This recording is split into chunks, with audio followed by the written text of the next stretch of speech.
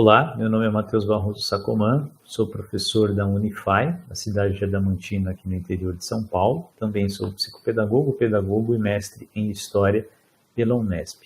Primeiramente, gostaria de agradecer o convite do professor Dr. Douglas Vilhena e também dizer que sinto muito lisonjeado em participar de um dia muito especial, de debates e palestras sobre a síndrome de Irlen, a utilização dos overlays, e, claro, por contar com a presença da doutora Márcia Guimarães e do Dr. Ricardo Guimarães, essenciais para a temática que estamos discutindo aqui. Primeiramente, gostaria de ressaltar que esse trabalho ele é resultado de algumas pesquisas que foram desenvolvidas há mais ou menos uma década atrás nos meus estudos de pós-graduação em psicopedagogia pela Unifran. Naquele contexto, chamou muito a atenção algumas crianças que apresentavam aspectos da síndrome de Irlen e esses aspectos dificultavam, essas manifestações dificultavam o desenvolvimento da aprendizagem, a aquisição da leitura e propriamente a gente ainda não tinha muito conhecimento do que era de fato a síndrome de Irlen. A partir desses estudos, houve a publicação de um artigo na Revista Brasileira de Psicopedagogia, que eu convido vocês a ler, porque lá a gente vai ter uma discussão mais completa do que nós iremos fazer aqui nessa apresentação. Também resultou uma publicação em uma revista da Inglaterra e a publicação também de um pequeno livro do mercado editorial americano sobre esse tema de diagnóstico e contexto de intervenção. Bom, para falar um pouquinho sobre a síndrome de Irlen, não tem como não falar da Ellen Irlen, que identificou no ano de 1983 lá nos Estados Unidos a síndrome. Né? E essa síndrome ela se constitui numa alteração visoperceptual, que é originada por um descompasso da aptidão de adaptação à luz, né? Que gera alterações no córtex visual. Seu foco de ação acaba ali se concentrando nos déficits de leitura, né? Que vai gerar nesses indivíduos que manifestam a síndrome, interferindo diretamente assim, no processo de alfabetização, de aprendizagem, também obviamente vai acabar afetando o rendimento escolar e também as relações interpessoais. Né? É algo extremamente muito complicado para as crianças que às vezes lidam com diversos aspectos diferentes, novos, quando entram na vida escolar e se ela apresenta a síndrome, tudo isso vai ser extremamente mais difícil de experimentar, né? Essa experiência da vida escolar vai se tornar muito mais árdua. Em relação a esse aspecto, a Márcia Guimarães aponta para a gente que a síndrome ela se manifesta através do desfocamento durante o processo de leitura, né? Fotossensibilidade e restrição do campo periférico. Importante em relação às implicações clínicas e como isso vai impactar a qualidade de vida desses indivíduos, né? Importante ressaltar que as pessoas com a síndrome de Irlen, em geral, elas acabam apresentando dificuldades na adaptação a contrastes, por exemplo, figura fundo, tornando difícil a manutenção da atenção visual, gerando dores de cabeça frequentes. Né? Obviamente, a gente precisa analisar caso a caso, né? Mas algumas dessas manifestações acontecem. Elas também vão acabar apresentando uma grande intolerância à luz, principalmente à luz branca, fluorescente, aos faróis. Durante o processo de leitura também as páginas brancas elas se tornam ofuscantes e vai com toda certeza dificultar a ação da leitura e gerar incômodo. Então por isso a complicação nesse processo de aprendizagem, o processo de aquisição da leitura, isso vai interferir também nas diversas disciplinas que serão desenvolvidas com essas crianças.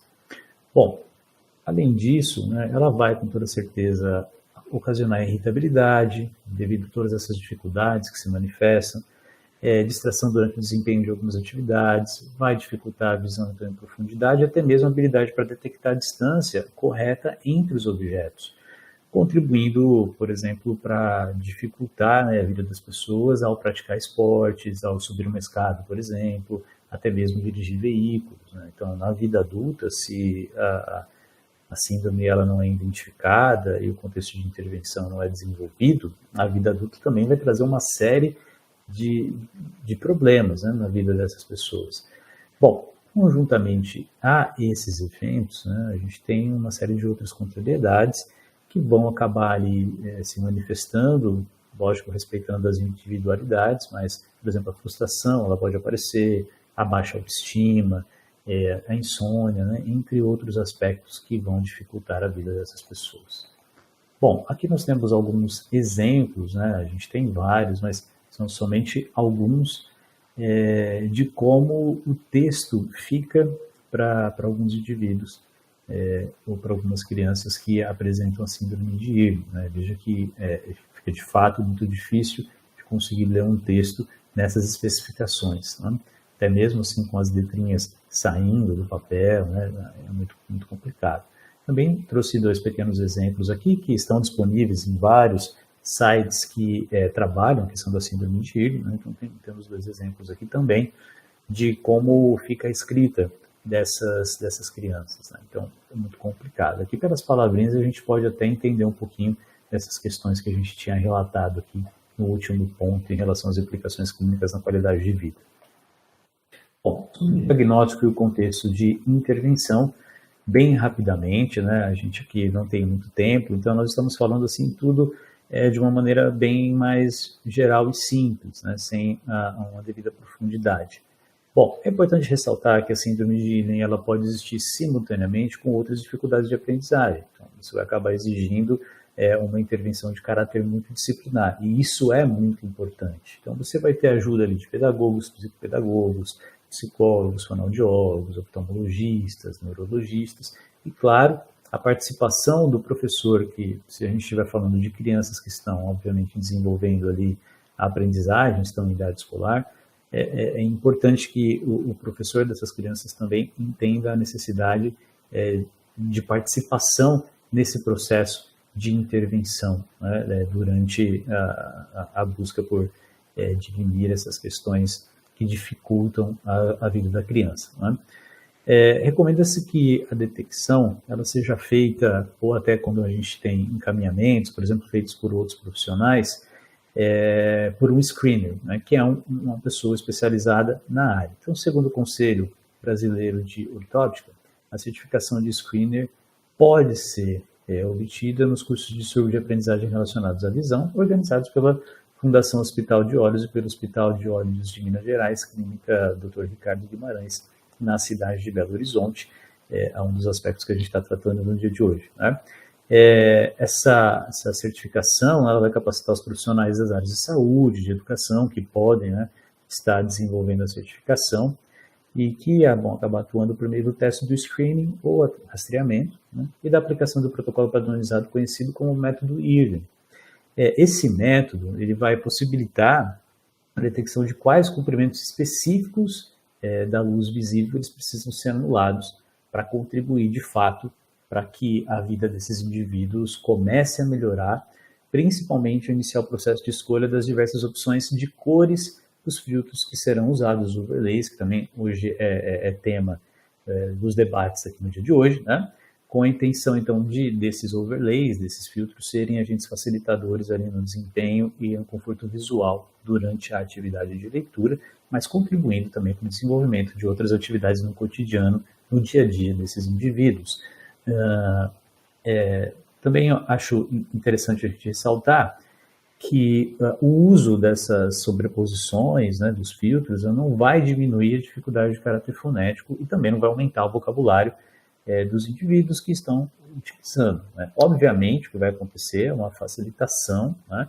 Vai se eliminar as distorções e, por isso, a necessidade de um grupo de profissionais que vão contribuir para que a intervenção seja progressiva e, de fato, efetiva, né? É primordial que a gente tenha um grupo de outros profissionais atuando, de vários profissionais atuando, para que esses indivíduos, essas crianças que manifestem a síndrome de Irving consigam superar as dificuldades a partir da utilização dos filtros, tá? Mas eles sozinhos não vão conseguir, obviamente, sanar esses aspectos que a gente estava comentando aqui.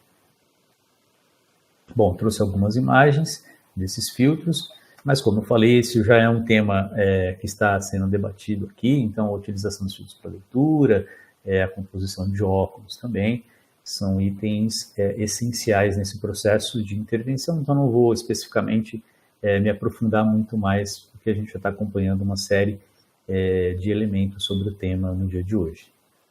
Bom, falando um pouquinho sobre alguns aspectos dos debates mais recentes que vêm acontecendo em relação à síndrome de Irlen.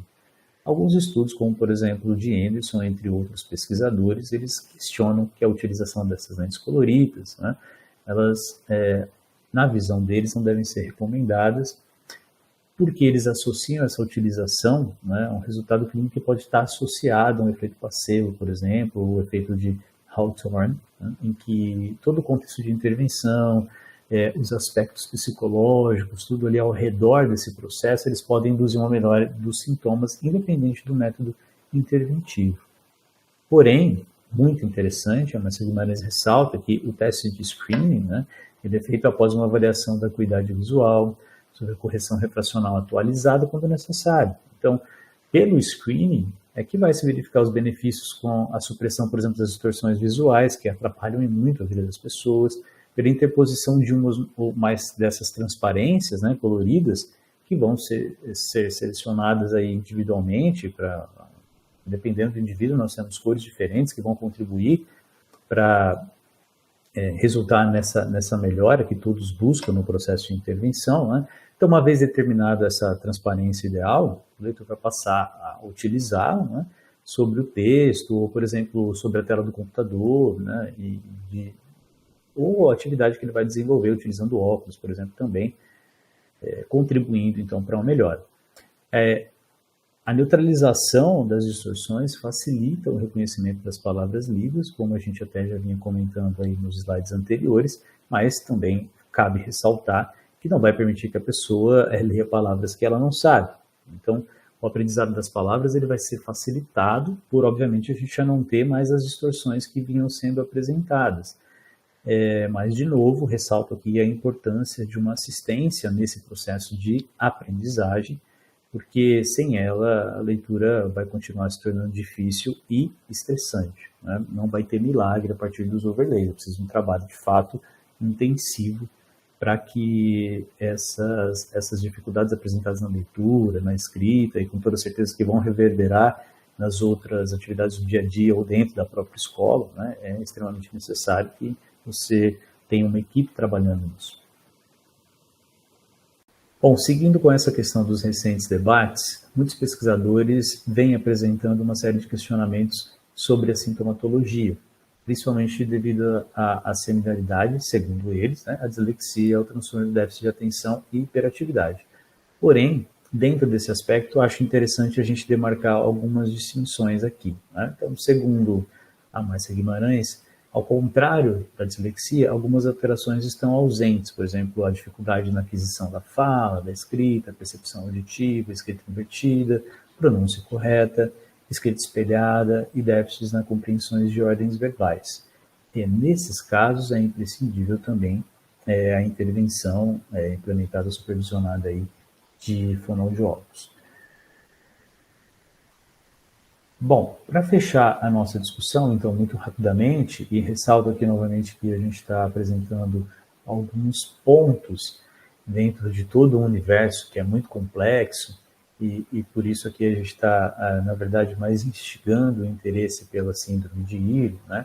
Se a gente for analisar os apontamentos da Ellen Irlen, que foi quem identificou a síndrome, a Márcia Guimarães, que eu trouxe aqui também para o nosso debate, diagnosticar e cuidar das manifestações geradas pela síndrome de Irlen, utilizando o método Irlen, pode contribuir para uma melhora significativa das dificuldades de aprendizagem a partir de, como nós já falamos, dos agentes facilitadores no processamento visual, lógico, conjuntamente a ações de vários profissionais que vão auxiliar no processo interventivo.